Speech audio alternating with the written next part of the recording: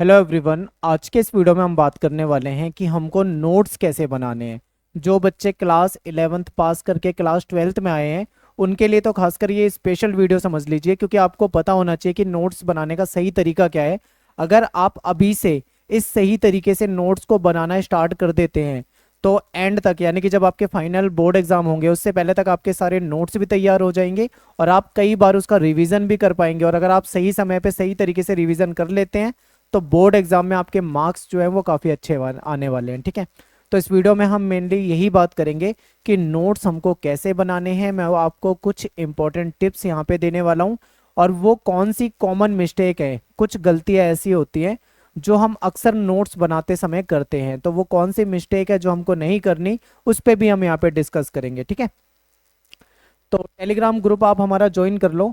Class 12 ESP new group के नाम से अपना टेलीग्राम पे ग्रुप है।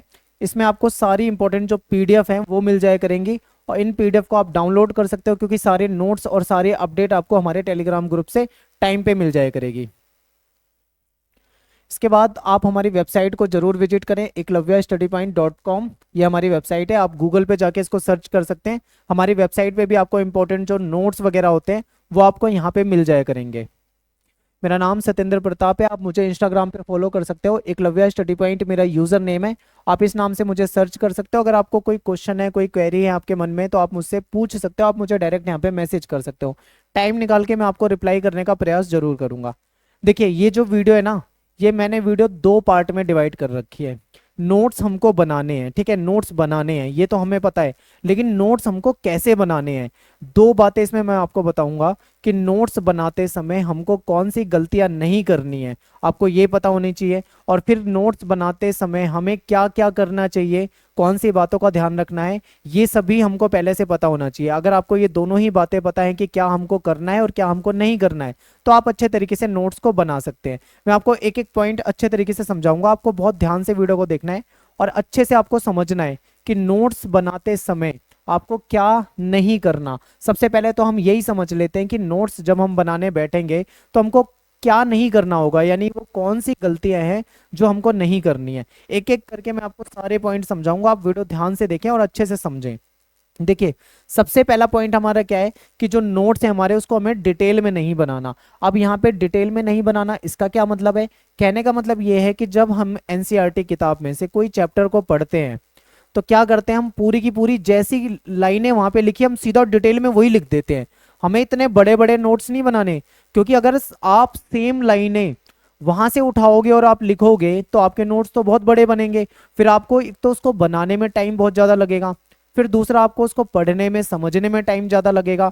तो बहुत ज्यादा डिटेल में नहीं जाना, बहुत ज्यादा डीप नहीं जाना। टॉपिक को आपको पढ़ना है, टॉपिक को समझना है, उसकी जो डिटेल है वो आपके दिमाग में होनी चाहिए। ठीक है, आपको अपने दिमाग में वो बातें रखनी है।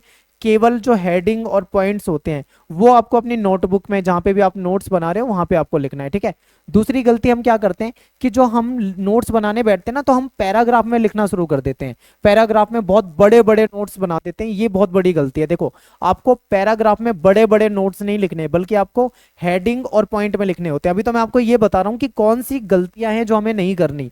सबसे पहले हमें नोट्स बहुत ज्यादा डीप नहीं बनाने, बहुत ज्यादा डिटेल में नहीं बनाने। दूसरा क्या है कि नोट्स जब हम बनाने बैठेंगे तो हमको पैराग्राफ में नहीं लिखना, जो पैराग्राफ में ऑलरेडी किताबों में लिखा होता है उसी तरीके से आप अपने नोटबुक में नहीं लिखेंगे, आपको ये नहीं करना। और क्या नहीं करना है हमको, इसमें देखते हैं। तो देखिए, हमें सेंटेंस कॉपी पेस्ट नहीं करने। होता क्या है कि देखिए, आपके एनसीईआरटी की किताब में कुछ सेंटेंस लिखे होते हैं, कुछ लाइनें लिखी होती हैं, हम क्या करते हैं उसको एज इट इज जैसा वहां पे लिखा है बिल्कुल सेम वहां से उठाते हैं और अपनी कॉपी पे लिखना शुरू कर देते हैं। यानी कि जैसा वहां पे लिखा है वैसा ही आप कॉपी पेस्ट कर देते हो और आप सोचते हो कि आप नोट्स बना रहे हो। ये नोट्स थोड़ी होते हैं, इस तरीके से काम नहीं करना, इससे आपका समय बर्बाद होगा और आप अपना टाइम जो है ज्यादातर आप नोट्स में ही उलझे रहोगे अगर आप गलत तरीके से नोट्स बना रहे हो तो।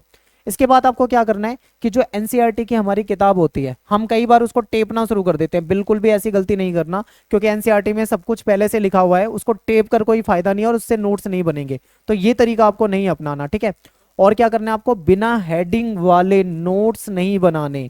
पैराग्राफ मतलब कहने का मतलब यही है कि पैराग्राफ आपको नहीं उतारना, नोट्स में आपको हेडिंग वाले नोट्स बनाने होते हैं। बिना हेडिंग वाले कोशिश करना कि आप नोट्स ना बनाओ। कुछ टॉपिक ऐसे होते हैं जिसमें हेडिंग बनती नहीं, आप कितनी भी कोशिश करो हेडिंग बनाने की, आपसे नहीं बनेगी। वहां पे आपकी मजबूरी हो जाती है, वहां पे तो आप पैराग्राफ में लिख सकते हो थोड़ा थोड़ा बहुत, ठीक है, लेकिन मोस्टली आपके नोट्स जो 90% नोट्स हैं वो आपके हेडिंग वाले ही होने चाहिए, बिना हेडिंग वाले नोट्स नहीं बनाने हैं, ठीक है। ये तो वो गलतियां हैं जो हम नोट्स बनाते टाइम करते हैं, और ये चीजें हमको नहीं करनी है। अब हम दूसरे पार्ट में आते हैं वीडियो के, कि नोट्स बनाने हैं अगर हमको, तो हमको क्या ध्यान रखना है और हमें क्या करना है, यानी कि नोट्स को बनाते समय हमको क्या करना चाहिए, ठीक है, इसको देखते हैं।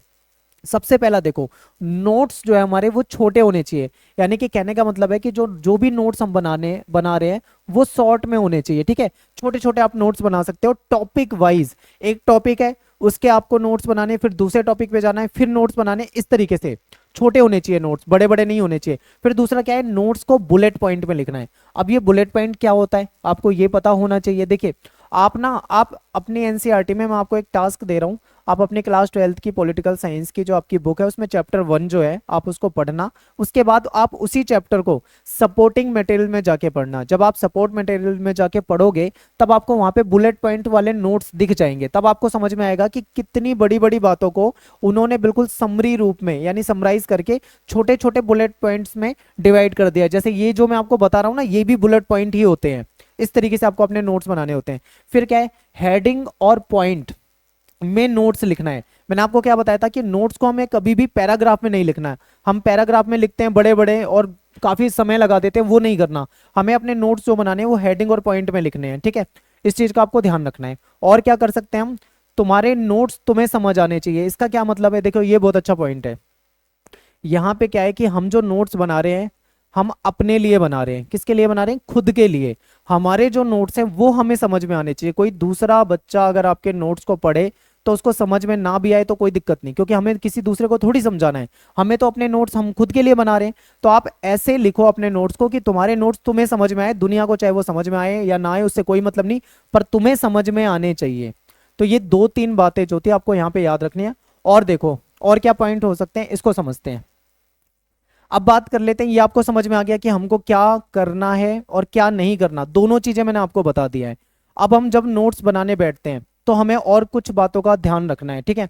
सबसे पहले हम बात करते हैं स्टेप 1 की। स्टेप 1 में क्या होता है कि आपको चैप्टर को समझना है। आप पहले चैप्टर को समझो। जब आप चैप्टर को समझ जाओगे उसके बाद नोट्स बनाने हैं। उसके बाद आपको नोट्स बनाना स्टार्ट करना है, शुरू में ही नहीं कर देना, ठीक है, बाद में करना है। पहले चैप्टर को समझना है। चैप्टर को कैसे समझ सकते हो, तो देखिए आप हमारी वीडियोस देख सकते हो। जब आपको चैप्टर की वीडियो मैं आपको समझाता हूं, जैसे आपने किसी भी चैप्टर को स्टार्ट करने से पहले अगर आपने उसकी वीडियो को देख लिया तो आपको चैप्टर वहीं पे समझ में आ जाएगा। आपको क्लियर समझ में आ जाएगा चैप्टर में क्या है, उसमें क्या स्टोरी है, ठीक है, क्या बताना है, क्या बताया हुआ है, उसकी थीम क्या है, उसमें क्वेश्चन क्या बनेंगे, उसमें टॉपिक कौन से आ रहे हैं, सब कुछ आपको वीडियो से समझ में आ गया। अब आपको चैप्टर के बारे में पता लग गया। इसके अलावा आप स्कूल में अपने टीचर से पढ़ते हो, स्कूल में पढ़ते हो, या कोई अदर सोर्स आप कैसे भी पढ़ते हो, चाहे आप कोचिंग में पढ़ते हो या खुद से पढ़ते हो या दोस्तों के साथ ग्रुप में पढ़ते हो, जो भी आपका तरीका है, आप कैसे भी समझो, आपको पहले चैप्टर को समझना है। जब आप चैप्टर समझ जाओगे, आपको सारे टॉपिक पता लग जाएंगे, उसके बाद आपको नोट्स बनाने की तरफ जाना है। ये नहीं कि आप, कई बच्चे क्या करते हैं, एक हाथ में किताब रखते हैं, दूसरी तरफ अपनी नोटबुक लिखते हैं, इधर से पढ़ रहे होते हैं, उधर लिख रहे होते हैं, ना उनको कुछ समझ में आता क्या हो रहा है क्या नहीं हो रहा, बस लिखे जाते हैं लिखे जाते हैं, ना चैप्टर समझ में आ रहा है लेकिन नोट्स बनते जा रहे हैं। अब आप सोचो कि आपको चैप्टर समझ में नहीं आ रहा तो आप क्या नोट्स बना रहे होगे, तो ये गलती नहीं करनी है, ठीक है। स्टेप 2 जो है ये बहुत इंपॉर्टेंट है। जब आपने चैप्टर को मान लो वीडियो से समझ लिया, स्कूल से समझ लिया या खुद से समझ लिया, जैसे भी समझ लिया, इसके बाद आप अपनी एनसीईआरटी में आते हो। जब आप एनसीईआरटी में पढ़ते हो, वीडियो देखने के बाद जब आप एनसीईआरटी को पढ़ोगे तो आपको सब कुछ आसानी से समझ में आ जाएगा, ठीक है। तो आप जो मेन मेन पॉइंट है उसको हाईलाइट कर लो। अब हाईलाइट कैसे करना है, एक हाईलाइटर खरीदो और आप एनसीईआरटी को पढ़ो। किसी टॉपिक को अच्छे से पढ़ना है, उसके बाद हाईलाइट करना है। और हाईलाइट में आपको ध्यान रखना है कि जो मेन पॉइंट है उसको ही हाईलाइट करना है। ऐसा मत कर देना कि पूरी किताब आपने रंग दी, ऊपर से लेके नीचे तक ब्रश लेके लग गए, ऐसी वाली गलती नहीं करनी। पेंट नहीं करना किताब को, कहीं पूरा का पूरा हाईलाइट कर दो, 2 दिन में हाईलाइटर खत्म। केवल और केवल मेन पॉइंट ही हाईलाइट करने हैं। आई होप आपको ये वाला पॉइंट अच्छे से समझ में आया होगा। आगे चलते हैं, फिर स्टेप 3 पे आते हैं। यानी आपने पहले चैप्टर को समझ लिया, उसके बाद आपने एनसीईआरटी में पढ़ा, और एनसीईआरटी में पढ़ने के बाद आपने हाईलाइट कर लिए मेन पॉइंट। इसके बाद स्टेप 3 में क्या है, आपको अपने नोट्स बनाने तैयार करने हैं, ठीक है। नोट्स बनाने लग जाओ, तैयार करो उसको। जो भी आपके सामने टॉपिक है, टॉपिक को लिखो, उसके पॉइंट लिखना शुरू करो। इस तरीके से आपको अपने नोट्स बनाने हैं। फिर इसके बाद आपका आता है स्टेप 4, मेंटेन सेपरेट नोटबुक। आपको नोट्स के लिए अलग से नोटबुक जो है मेंटेन करनी है। अब ये क्यों करनी है, यहाँ पे बच्चे गलती करते हैं। मैं आपको एक गलती बताता हूँ कि क्या होता है। कई बार हमारे पास कोई रजिस्टर या कोई कॉपी होती है जिसमें पीछे 10 15 20 25 पेज खाली होते हैं। हम सोचते हैं कि ये पेज खाली है, इसी में नोट्स बनाना शुरू कर देते हैं, या फिर किसी बुक में कहीं पे जगह मिलती है वहां पे आप लिखना शुरू कर देते हो। आपने क्या करा, किसी किसी भी सब्जेक्ट, मान लो आपने पोल के नोट्स बनाने शुरू करें, आपने 4 5 पेज किसी बुक में कॉपी में लिख दिए, फिर 4 5 पेज किसी कॉपी में लिख दिए, फिर किसी कॉपी में लिख दिए। इस तरीके से आपके जो नोट्स हैं वो एक जगह पे अरेंज नहीं है, वो टुकड़ों में है। एक चैप्टर वहां है, एक चैप्टर वहां है, एक चैप्टर वहां है। जब आप पेपर के समय पे उसको ढूंढने बैठोगे, आप उस किताब को खोलोगे, कॉपी को खोलोगे, रजिस्टर को ढूंढोगे, तो आपको ढूंढने में बहुत ज्यादा टाइम लगेगा और फिर आपको फील होएगा कि काश एक जगह पे अरेंज करा होता तो बेटर होता। आपके पास एक पतला सा रजिस्टर हो, उसमें आपने एक सब्जेक्ट के अलग से नोट्स बना रखे हो, तो जब भी आपको जैसे पॉलिटिकल के नोट्स ढूंढने हैं तो आपको वो रजिस्टर उठाना है और रजिस्टर में आपको सारे के सारे जो नोट्स हैं वो एक साथ मिल जाएंगे। ठीक है, तो ये होना चाहिए कि जो नोट्स आप बना रहे हो ना, उसके लिए आपके पास सेपरेट नोटबुक होनी चाहिए। इस चीज का ध्यान रखना है। और यहाँ पे मैं आपको एक सच्ची कहानी सुनाता हूँ, सच्ची स्टोरी। उस समय की, जब हम क्लास 12th में आए थे, जैसे आप क्लास 11th को पास करके क्लास 12th में आए हो, तो जो हमारा स्कूल का पहला दिन होता है वो हमारे लिए बहुत अच्छा होता है। हमें बहुत अच्छा लगता है कि हम 12th में आ गए हैं, और हम उस दिन ये डिसाइड करते हैं कि भाई इस साल हम बहुत पढ़ाई करेंगे, बहुत अच्छे मार्क्स लाएंगे। ज़्यादातर बच्चे यही सोचते हैं।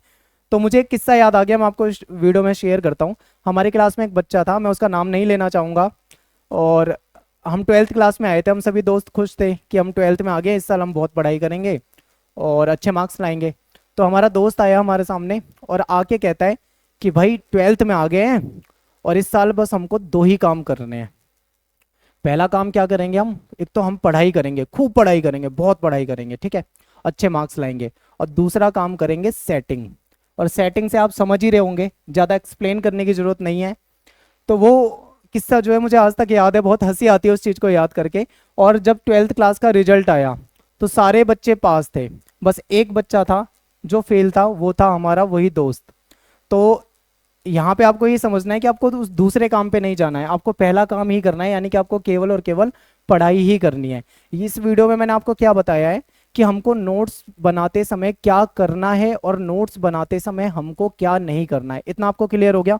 अब आपको कोशिश करनी है इन पॉइंट्स को याद रखना है, समझना है और इसके आधार पर नोट्स बनाना है। अगर आपको नोट्स बनाने में कोई दिक्कत आए तो आप मुझे कॉमेंट में बताएं।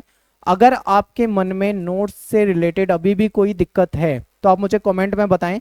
मैं इसका पार्ट 2 भी लेके आऊंगा। ये तो पार्ट 1 था, यहाँ पे मैंने आपको बताया है कि हमको क्या करना है क्या नहीं करना है। इसका जो सेकंड पार्ट आएगा उसमें मैं आपको खुद से नोट्स बनाकर दिखाऊंगा। मैं आपको एक तरफ वो वाले नोट्स बनाऊंगा पैराग्राफ वाले, जो ज्यादातर बच्चे गलती करते हैं और पैराग्राफ में लिखते हैं। दूसरी तरफ मैं आपको वो नोट्स भी बना के दिखाऊंगा जिसमें हम हेडिंग और पॉइंट यूज करते हैं, या फिर जिसमें बुलेट पॉइंट में हम शॉर्ट में अपने नोट्स को बनाते हैं, किसी टॉपिक को बिल्कुल छोटा करके, ठीक है, उसकी समराइज वे में, या फिर आप लगा लो कि उसकी समरी के रूप में हम उसको बना लेते हैं। तो वैसे नोट्स भी मैं आपको यहाँ पे बना के दिखाऊंगा। वो डेमो नोट्स की वीडियो होगी ताकि आपको उसको देख के ना एग्जैक्ट समझ में आएगा। यहाँ पे मैंने आपको जो बताया आप इसको देखो, समझो और इसको फॉलो करो और ऐसे नोट्स बनाना शुरू करो। ऐसे नोट्स बनाओ और नोट्स बनाने के बाद आप मुझे कमेंट जरूर करना कि आपको कोई समस्या आती है, कोई दिक्कत आती है, आप मुझे बताएं। वीडियो को लाइक कर दें, कमेंट कर दें, शेयर कर दें। मिलते हैं आपसे नेक्स्ट वीडियो में। Thanks for watching. जय हिंद, जय भारत।